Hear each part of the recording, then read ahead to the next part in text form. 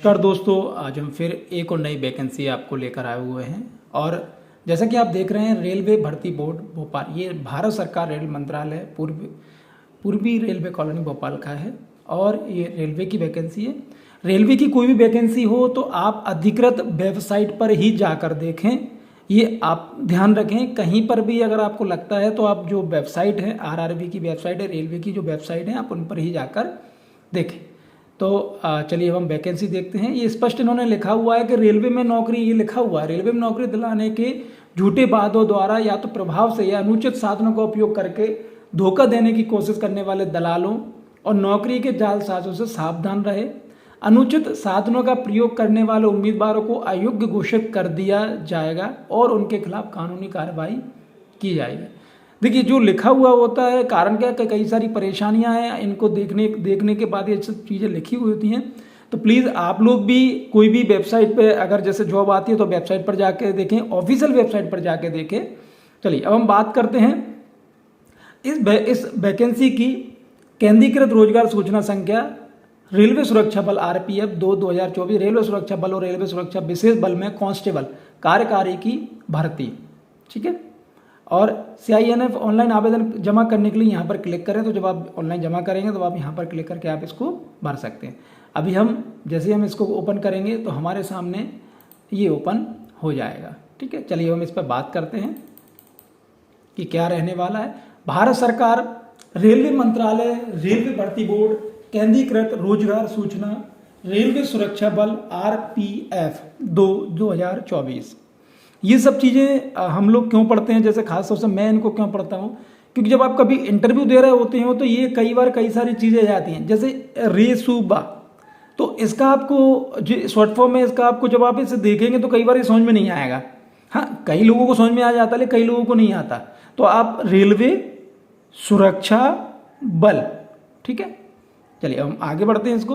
Railway सुरक्षा बल और रेलवे सुरक्षा विशेष बल में कांस्टेबल कार्यकारी की भर्ती।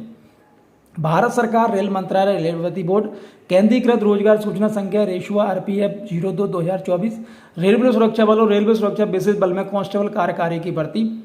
आवेदन की प्रारंभ की तिथि है 15/4/2024।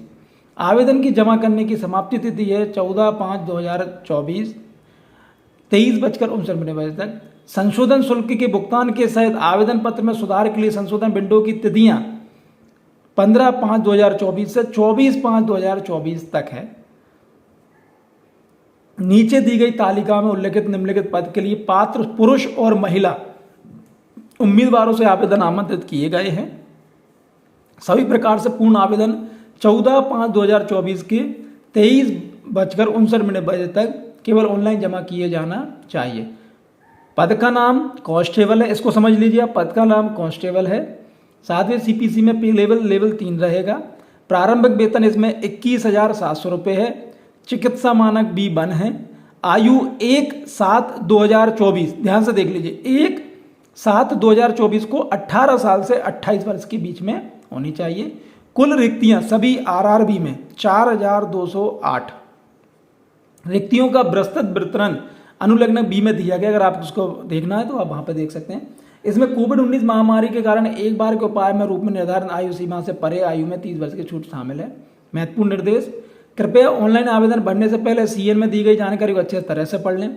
उम्मीदवारों को यह सुनिश्चित करना होगा कि वे इस CN के अनुसार आवेदन जमा करने की अंतिम तिथि तक या उससे पहले पद के लिए सभी निर्धारित शैक्षणिक योग्यता पूरी करते हैं। निर्धारित शैक्षणिक योग्यता के अंतिम परिणाम की प्रतीक्षा कर रहे उम्मीदवार आवेदन पत्र करने के पात्र नहीं है। स्पष्ट देख लीजिए आप, अगर आप जो भी इसमें योग्यता मांगी गई है, अगर आप उसमें इंतजार कर रहे हैं उसके रिजल्ट का, तो आप बिल्कुल भी इसमें फॉर्म न डालें।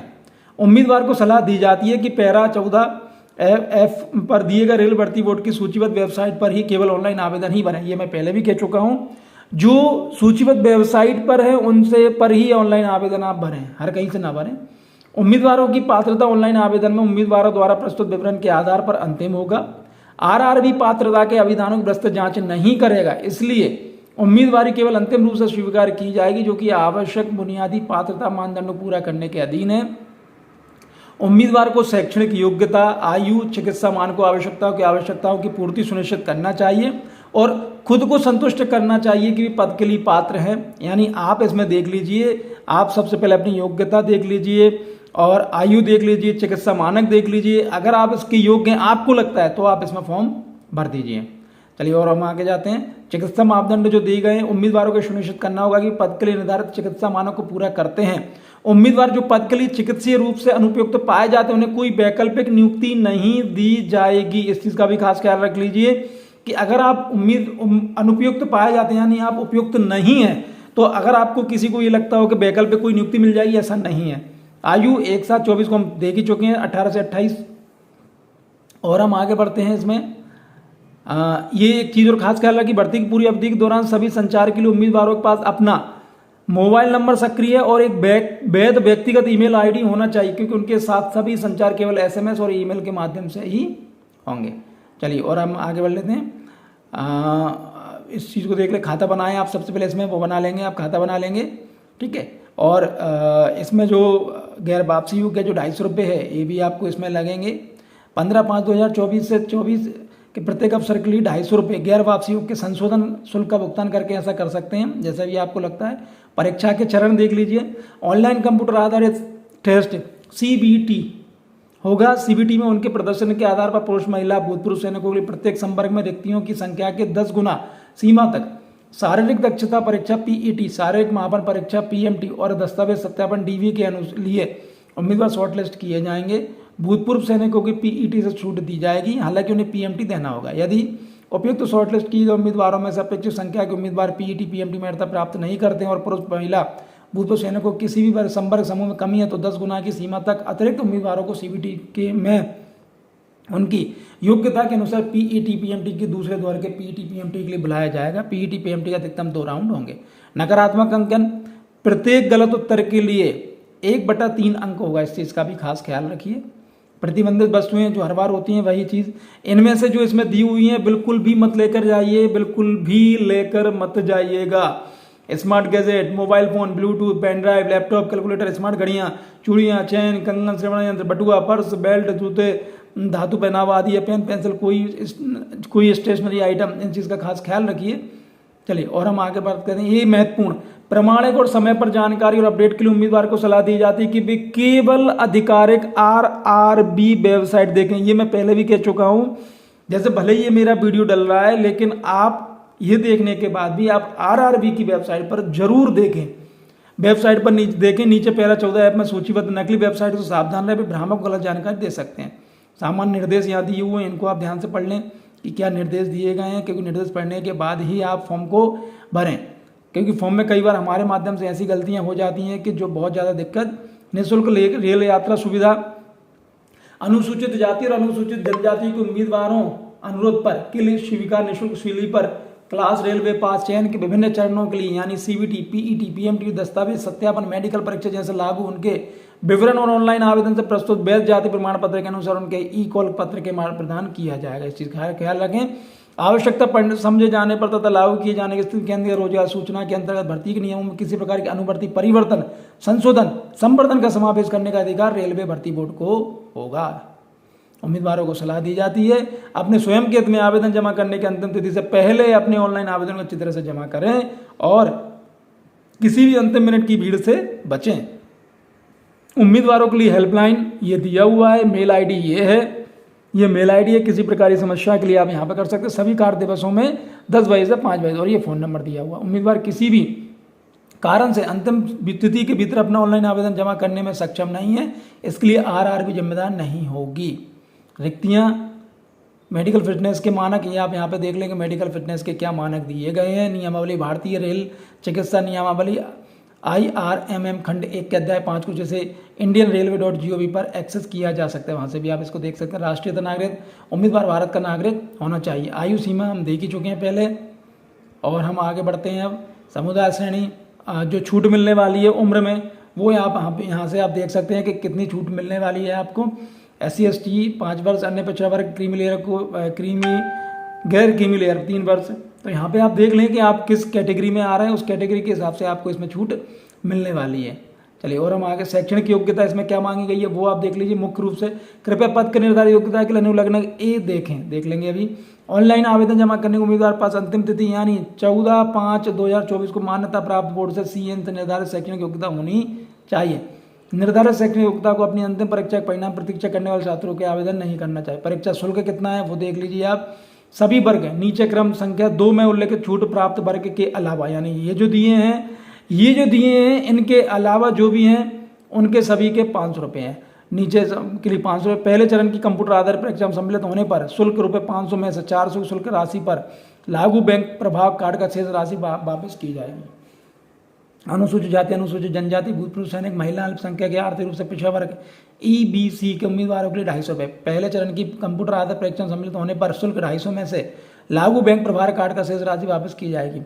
केवल CBT में भाग लेने वाले उम्मीदवारों को ऊपर बताए अनुसार उनकी परीक्षा शुल्क की वापसी मिलेगी। शुल्क के भुगतान का माध्यम ऑनलाइन शुल्क भुगतान केवल internet banking, debit credit card या UPI के ऑनलाइन माध्यम से स्वीकार किया जाएगा।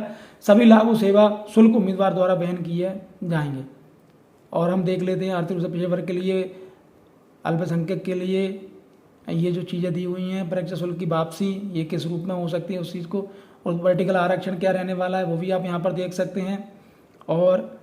और हम आगे EWS आर्थिक रूप से कमजोर आरक्षणों के लिए देख 5 एकड़ ये कंडीशन दी हुई है कि किस स्थिति में आपका जो आरक्षण रहेगा वो किस स्थिति में रहेगा। चाहे हॉरिजॉन्टल आरक्षण भूतपूर्व सैनिक के लिए क्या होने वाला है वो आप यहाँ पर देख सकते हैं।